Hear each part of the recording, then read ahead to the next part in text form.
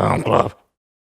If you do start doing a lot of guests, you should like have a way of them entering. Maybe get like some smoke machines. That's great, yeah, Stars and Raj style. Yeah, and just Tonight, Chris.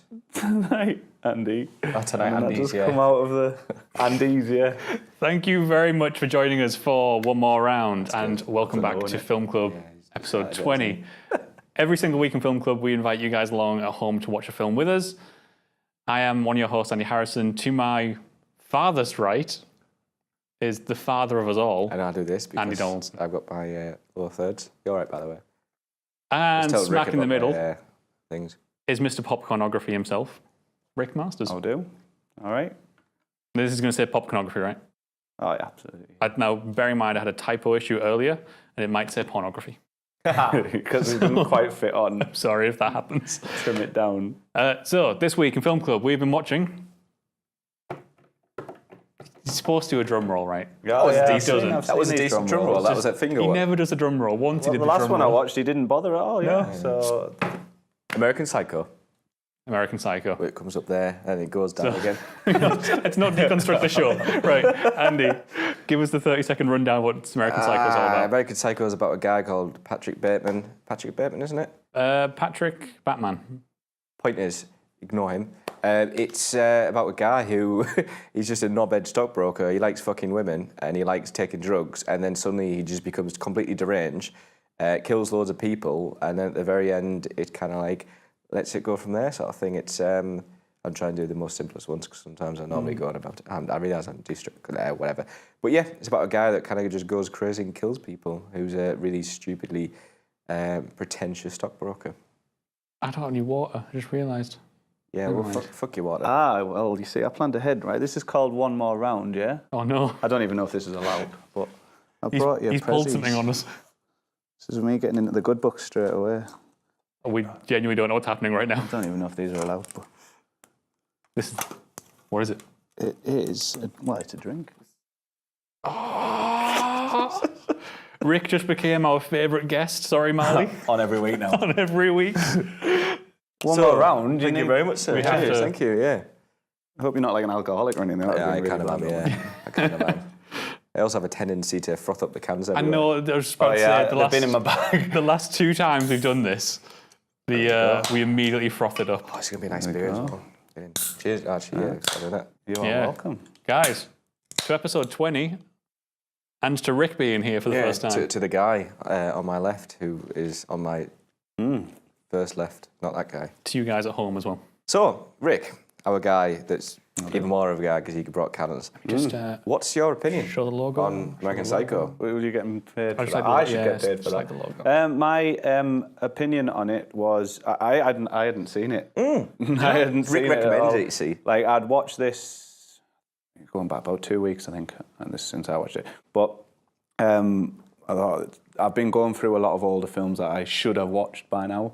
And I thought I popped that on and absolutely loved it. That's the entire premise of this, so I'm so happy that's what's happened. Yeah. Yeah, that's actually, yeah. That was like... Trying to see why the when we old originally films did are this, great. Yeah, we were like, we want to look at old films and be like, are they as great as people say? We want a good example was Raging Bull when we did Raging Bull. Raging Bull, I loved Raging Bull. Like the more I think about it, the more I loved it. So American Psycho, and it's... I watched Good Will Hunting and American Beauty straight after each other on the same day. One of the best days of my life. Good. We've got a great episode on Good Will Hunting. Yeah, American Beauty, we need to do that as well. That's a great film. And it Kevin just, Spacey. yeah. That's similar to American Psycho in a way. Very Yeah, it's like kind of like just... psychological Yeah, weirdness. and it's the way he talks to the camera as well. One of the things that he does in this film is he has these voiceovers to the camera, like a great scene, one of my favourites, intros. You were on about before, one of your favourite intros, Social Network. Was it last week? Yeah, it was last week. One of my favourite intros is when he's narrating his grooming thing in the morning. Yes, yeah. And he's saying, I apply, or like I use aftershave that's like little to no alcohol because it dries the skin. Or he's a deep exfoliating cleanser. Yeah. What I really appreciate though about the voiceover is the voiceover isn't there as a crutch for the story. It's like basically it's completely irrelevant to the story. Completely irrelevant. It's not important, but it's there for style and for flavour. And it's not just that. I think it just shows what kind of a character that he is. He's such a particular kind of like everything has to be like almost by routine, doesn't it? Yeah, perfection. Yeah, massive perfectionist. So to do that, and especially in that order, it almost I wouldn't say it's completely irrelevant. It's mainly a lot of it is irrelevant, but it kind of gives you an introduction to what kind of guy this Patrick Bateman is. Yes, no, you're absolutely correct, yeah. It doesn't feel like exposition, it feels like more information about him as a character, which is like Well, it's nothing to do with the plot of the film. Yeah. You know what I mean? You know what I mean? So yeah, no, it's quite nice. Something I recognise, especially more towards the film, is the kind of grunginess of where he lives, especially when he's picking up all these prostitutes and that. And yet they have like the cleanliness and the white of his apartment, and like there's a lot of emphasis on, especially with him and his, it's just white in general, just the idea of being clean. Like his apartment, he's always wearing white boxers. Apart from the last scene where he was picking up that last suit, where he was in a pair of dark boxers. I didn't know if that was significant. Because he was going to clean up his mess, wasn't he? Yeah. He was going to his wardrobe, picks out the suit, and I didn't know if it was anything to do with that.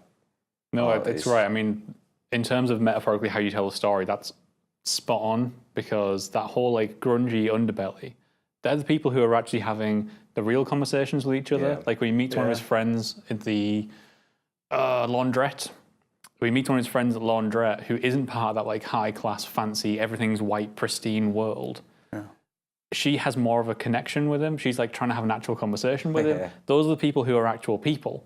Everyone else is just like these surface level drones, and like they're all just chasing this like ideal dream that they've given themselves. Crap ideal dream. Crap ideal dream. If they exist at all. If they exist at all. That's it though, yeah. So they sat down in these like kind of gentlemen's clubs, you know, talking. It's especially at the end scene, we're going to get a reservation. All they're doing is just watching TV, just going on about shit. And I think, you know, Bateman at the end, he just laughs. He's just like, what is this? You know, what am I doing? Yeah, like their interactions aren't real interactions at all. Like everyone just completely ignores what each other's saying, and that's like, sorry to skip ahead to the end, which is like a classic film club trope, but we all constantly can't help but skip to the end. We don't have to do it chronologically, but yeah. So one of the things like right at the end is like he's throughout this film, and like it gets really prominent towards the end, he's constantly telling people he's a murderer. He constantly tells people he's a murderer. There's a bit where he walks through the foyer of the hotel with a body and the blood. Oh yeah, that's funny. And I remember seeing that bit and just thinking, hang on a minute. I love how it plays with you all the way through. You just like, and the guy, he's putting it in the back of the taxi, and there's a fella looking at the bag and just admiring his bag. He's like, where'd you get that nice sports bag? And he's just thinking, hang on a second. So what, like, okay, so this is, admittedly, this is something I need help with. When I watched it before quite a while ago, and now I watched it again, it's like, what is that ending like? I know it kind of leaves it inconspicuous. Is he a murderer? Is he not a murderer? Because when he goes and visits the apartment, Jared Leto's apartment, the woman just says, you know, get out, you know, you should be here, sort of thing, as if she knows about it. Yeah. Is he a murderer? That's the beauty of it, isn't it? Like, and that's, yeah, it is, but it's like, it fucks you up so much. You're just like second-guessing yourself, second-guessing the film. Where did you land on it? What do you mean? What did you come down on? Is he a murderer? Did he kill those people? It's the same as last time. It's something I need to do more research and have more think about. When I watched it first, I was just like, I don't know. At first, I just thought it was all in his head. But then that's what I think. The scene with the woman, but it's almost like he's schizophrenic, isn't it? He is also a random guy in this woman's house, so she would be a bit like, yeah, I never thought about that. Yeah, because he's not an appointment. Okay, that makes sense actually. Yeah. Random guy looking in a cupboard. Okay, what are you doing? Oh, nothing. Sorry. Yeah. Sorry, you got to your cupboard, mate. Yeah. I would be like, can you please leave? Funny enough, right? The ending is the biggest problem in this film for me. And like, I watched this. I've watched it before, and this is the second time watching it. And I thought, second time round, surely I'm going to like this more. And there's something about this film which doesn't stick with me properly. And I think it is the ending. I think it's the ambiguous nature of the ending. And I'm not going to say like I hate all ambiguous endings, because I don't think things like Inception work really well. But in terms of this and the ambiguity they place here, it felt like... I think that was the word I was looking for earlier. I said inconspicuous and it was ambiguous. Well, my apologies. It felt off. There's something about this that felt off. And like, whenever we do film club, I don't research the film afterwards. I don't really read about it. I don't look into it until after we've done this. Trivia time. Except for trivia time. Can't believe I just like used that and made it a natural thing. He just legitimised trivia time for me. Oh, fuck you. It's so big. So, and then there was something off, and I thought, I'm going to have to figure out what the hell it is about this film that doesn't sit well with me. So I went and had a read around, went and had a watch around and figured out what the hell was going on with this film. I did the same. Did you? Yeah. And you might have found the same thing then, because I found a really interesting quote. Reference the quote, where's it from? From the director. All right, okay. Who was the director? It's from the director. It's Mary Harron. Yeah. Nice. Because if you think about how old this film is, I could be wrong. You guys know film more than me. You maybe not, especially with Hollywood. You didn't get as many female directors Even now. back then. Yeah, it's still a problem now. Still, Because I think one of the latest ones is The Hurt Locker. I can't remember her name. Who was a fantastic film, The Hurt Locker, and did another one as well. Zero Dark 30. That could be a female director, unless it's Jessica Chastain that I'm thinking of. But yeah, so female directors is fantastic. One of the things we do is the Bechdel test, which is, do two women talk about something other than a man, or like sexualised and stuff, and it's a problem that's in the industry at the moment, isn't it? Just the lack of diversity. It's when we started, like, on the very first episode of Film Club, we were like, let's see if we can put films through the Bechdel test and see if they pass. I don't think this even does. No, I doubt it. So anyway, the quote from the director, right? This is about the ending of the film. Yeah. So I'll read it for you verbatim. One thing I think is a failure on my part is people keep coming out of the film thinking that it's all a dream. I never intended that. All I wanted was to be ambiguous in the way that the book was. I think it's a failure of mine in the scene because I just got the emphasis wrong. I should have left it more open-ended. I think it looks like it was all in his head, and as far as I'm concerned, it's not. Okay. Oh, really? So she has a different... That's really interesting, actually. It's a good quote, that. Yeah, I've seen that. I was going to say, the book, my mate Tom got me it for Secret Santa, and I'll have to find it again, but I need to read American Psycho. It's supposed to be a fantastic book. Yeah. I'd be fascinated to read it compared to this, because this is what didn't sit well with me about the ambiguity of the ending. It's that it doesn't feel ambiguous. And again, this is not to say this is the pinnacle of it, but in the way Inception feels like a well-crafted ambiguity. It's like it's purposely making it ambiguous in this way. Because the film's all about second-guessing. That's how... That felt to me like someone who didn't know themselves. The filmmaker didn't know what was supposed to happen. But up until then, before the ending, it was a good film. Oh, it's stunning. Like, I how good still is really Christian like Bale's the end. I performance? still like the fact, like the way sat here talking about it, and just do you know what I mean? It's a thing. It's a film to talk about. And it's based on a book, isn't it? And books are easier to have that kind of leaving you more open-ended than a book than a film does. So I think he was. There was always going to be a bit of a struggle there anyway, no matter what the director did. Yeah, definitely. I know you're not. I like the end. I like how and the fact that you have to go and look into it more yourself. Mm-hmm. Yeah. Every film that I've done that with, I've always really enjoyed. Totally. Like, of the past 20 films we've done, there hasn't been one that's made me go, I have to read into this. Yeah. So it's kind of nice having that sort of experience. Yeah. The director, Mary Harron, also did the screenplay alongside a woman called, I assume it's a woman, Guinevere Turner. So I was just checking that out to see what happened. I have a quote from Guinevere. Is it so proud? It's unlike you to quote. This is me taking over trivia time now. That's really cringy the more you say it. So this is a quote from Guinevere Turner. What starts to happen as the movie progresses is that what you're seeing is what's going on in his head. So when he shoots a car and it explodes, even he for a second is like, huh? Yeah, that actually, that was like, what the fuck? Honestly, so I'm glad that, that's really good, that. Because even he is starting to believe that his perception of reality cannot be right. As he goes more crazy, what you actually see becomes more distorted and harder to figure out. But it's meant to be that he is really killing all these people. It's just that he's probably not as nicely dressed. It probably didn't go as smoothly as he perceived it. The hookers probably weren't as hot, etc., etc. It's just Bateman's fantasy world. I'm not sure they were particularly hot. That's what I thought when I read that quote. It's like that's all he could imagine. Yeah. Mind you, one woman I had a particular fondness for, and just out of the sheer innocence, was it Jean, his secretary? And she came in, and I love that scene where he kind of realises that if you stay here, you might get hurt. And if you think from her perspective, it could be like hurt as in relationship emotionally, besides the bruising part that she said. But then from his part, he's like, he had a nail gun to the back of her head. I mean, I think they are far and away the best scenes in the film. Like when he does that with Jared Leto as well, and when he does it with her, and like the people are kind of oblivious to what's going on around them. Soundtrack as well. Because again, people aren't properly interacting the same way like they do. They're just a little bit more self-absorbed, and he gets to get away with all this shit. Yeah. I love hearing him rant about all the music that he listens to as well. This is what's really cool about the soundtrack. I immediately thought, if Andy was going to be a killer, this is the sort of killer you'd be, where you've got your victim there, and you think, in your last dying moments, I'm going to talk your face off about this artist. Well, the great thing about Daft Punk, for example, the Ultimate Human After All, is just actually them being more human. Like, fuck! like that. No, it's great. It's a good example. I mean, we were on that last film, The Social Network, Trent Reznor and Atticus Ross. it was an original soundtrack. You know, they created the whole music pretty much throughout the film. Whereas this, it uses a lot of, there's a really good phrase that you use, it uses a lot of non-original works, like songs like Phil Collins, for example, potentially Genesis. And it's a really good example of a film which uses other kind of material pre-made. There's a few films out there, like What We Did in the Shadows was similar as well. But I like the bake it in. Like he's got a reason for loving this stuff, and he's like, it wouldn't be the same if he was talking your face off about a completely irrelevant artist. Yeah. But like, it becomes interesting as an audience member because you know the artist and you do actually want to know a little bit about them. Yeah. I love the soundtrack. It's great, isn't it? It's absolutely great. That's honestly, it's really well done. Let me have a look. What are you doing? I think. Oh yeah. I was going to say something. I completely forgot. I was going to say something. I completely forgot. Right? Well, you know what? What the fuck?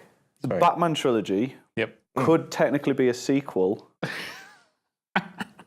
to What's just American Psycho. He imagines he's a bat.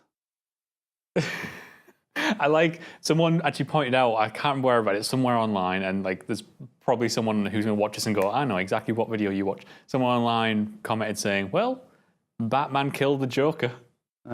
He kills Jared Leto. Again. He's called Bateman. Yeah, fucking hell, that's, Oh, yeah. Yeah, you see. Wow, there we go. There you go, there's a link. There's a link. All the same universe. Unless it's, no, because if you think about the Dark Knight Rises. Suicide Squad is a prequel to this. What, and the Joker suddenly becomes like, I don't want to be Matthew anymore, I'm going to be just a stockbroker that's full of myself with a class business card. And he's turned into another actor as well, so he's now Ben Affleck. And then, I'm thinking this is like proto-Joker. Okay. And then the other guy was like, this is like, Jared Leto is the Robin to Heath Ledger's Batman. Right, yeah, okay. Hello. I apologise that I'm just doing this right now, but they've seemed to have fucked off and done some sort of train spotting review, leaving me and my can and my shit audio for the rest of the video. My shitty microphone fucked up, and in fact it turns out that I have shitty, horrible room sounding audio. We had a great laugh. I hope you enjoyed the rest of the episode, and I apologise. Forever alone. Let's just joke at Batman thing. Yep. So, hang on, you're about to bum out over the business cards. Yes. Oh, the business cards. The second, or potentially business cards. the best or the second best scene in the film. Oh, it's up there in the top 3. That business card scene. That was what before I saw the film, I saw that business card scene. Yeah. And again, going back to that use of white, like it's almost like the Paul, is it Paul Allen? Jared Leto? Yep. Paul Allen's card, he makes mention of the fact that his card's not, it's that off-white, and starts going like that, as if like, that's a great subtle difference to the normal, like, because all the other cards are shitey and white and are born, as Bateman says. But it's the way they're just all like, nice, like just a fucking business card.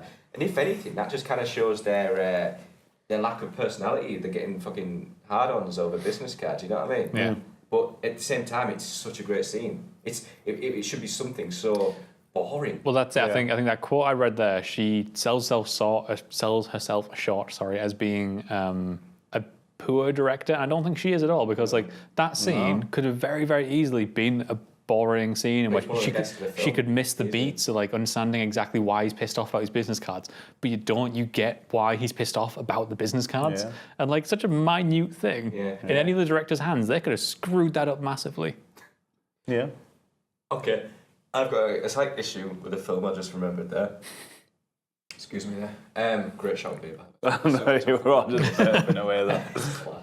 Sorry about the audio. Why? What? It's just saying we're burping away. Everyone's like, oh, right, yeah. Good point, everyone's very gaseous right now. No, it's the so they have a guy he comes across as a Bateman's potentially closeted gay. Because he's all about, he's describing to Willem Dafoe, by the way. I love his, like, not necessarily a cameo, but he's kind of a bit of a cameo. He's like when he makes his little role as a police officer. Like, he's there to like add the tension about. Yes. You just remember with the police officer, that does make you think. Is it like again you're questioning what's real and what isn't? Because that cop is there, isn't he? Because the receptionist has let him in. Exactly. Yeah, it's weird, isn't it? But so there's that closeted gay, and he goes, "I like you as well," when he has his hands like that. Nothing really happens from them. And that kind of like it's like a loose end that goes astray. I know what you mean, but I think that's adding into the point I made before, about the fact that he keeps trying to tell people he's a murderer, and people just keep ignoring it. Yeah. Like there's all this stuff where it's like clearly this guy is a murderer, he's a psychopath. He's saying it to people. He's going to strangle people, and no one cares because they're too wrapped up in their own little worlds. That's a take on like life in general and like social. Have you tried this? Social stuff. I've killed hundreds of people. And no one cares. Sorry, go on. No, sorry. No, by all means. I feel terrible now. I was going to say... That's the most British moment you'll ever see on this show. I feel sorry. I don't know where I was going with it, to be honest. Socialism and how everybody's in their own little worlds and nobody really... And everyone's... At the time, though, actually, it's ahead of it. Like, I think nowadays is even more so that you're kind of just lost in your own little... Yeah, like that's a great point, because doesn't that make this film more relevant than ever? Instead of Facebook, they've got the little business cards, and it's all like portraying yourself as the perfect I think maybe that's why this film has so much lasting power. Like, people love this film. That's a really, I like where you're going with this. Thank you. Yeah. You nearly stopped all that. Sorry, even more terrible. What I was going to say is this potentially, or is it not the first of Christian Bale's lead role in a film? See, I wasn't sure of that. I don't know, because he was a child actor, wasn't he? That's take away his child actor part, when he becomes more like an adult actor. Not an adult actor. You know what I mean? Like one of his like more breakthrough type. I don't know, because I don't know. Christian Bale always had a pretty decent career. You're right, though. This is where he had had his start points of like him, like holy shit, he can act, because his performance is fucking insane. Yeah. This is, I think this is one of the ones where people came out going, holy shit, this guy can seriously fucking act. Everyone came out going, that's Oscar worthy. Give him an Oscar for that. Then he'd only go on to do like things like The Machinist and Batman after it and stuff. And have you? No, okay. It's funny you should say The Machinist, because look at his body in this one, how he's like it's insane, isn't it? And then is The Machinist after this? He was ridiculously fit for this film. Because didn't he do The Machinist right before Batman? He had to put he lost it all and went all back in again. Like it just shows so much dedication. And then he went too far for Batman as well. What he does, it's there on. What he does, just so people don't know, Christian Bale's a massive kind of is it method actor or is it something like that, character actor? I don't know. But his body just he puts loads of bulk on and he takes it all off. Yeah. It's incredible what he does. I mean, there's scenes in Batman Begins, or is the last Batman, where he looks quite gaunt. Yeah, Batman, he's made himself anorexic, hasn't he? Pretty much many times for the exactly. I'm sure The Machinist was right before Batman Begins, wasn't it? And Batman Begins, he turns up and the guy's huge and like Equilibrium, Machinist, Batman Begins, gone to this. Okay, because I think if I remember right, the story goes that after doing The Machinist, he got into talks with Nolan, and Nolan was like, "Let's try this. Put on as much weight as possible." Yeah. And he turns up to shoot Batman Begins, and he's too big. Yeah. He's actually too big for the bat suit, so I had to lose a little bit of weight. And you can see it in the training scenes early on in Batman Begins. You can see the guy's huge. Coming off The Machinist, 2-3 years earlier from The Machinist? That's insane. That's crazy. It is. It was 1 year.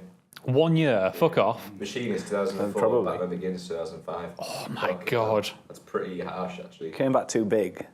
That's the only negative thing. I wasn't keen on him as Batman, and everyone I did like for his saying that. Batman voice. That's really it drove me mental. Have we all heard the rumours that Ben Affleck wants out? Yeah, the Batman. Yeah. Oh, this is just an ongoing thing. This is an ongoing film club thing. We're tracking Batman. No, genuinely. Well, he dropped the directing role, hasn't he? And now he's looking for a way out of his contract. He dropped it, and then now he wants out the. Just done a podcast on that, funnily enough. So if you want to go hear more about Ben Affleck as Batman, head over to Popcornography. Where he was by more beer to himself. Yeah. Get really drunk. Just in a room, hammered. Yeah. Andy, any final thoughts?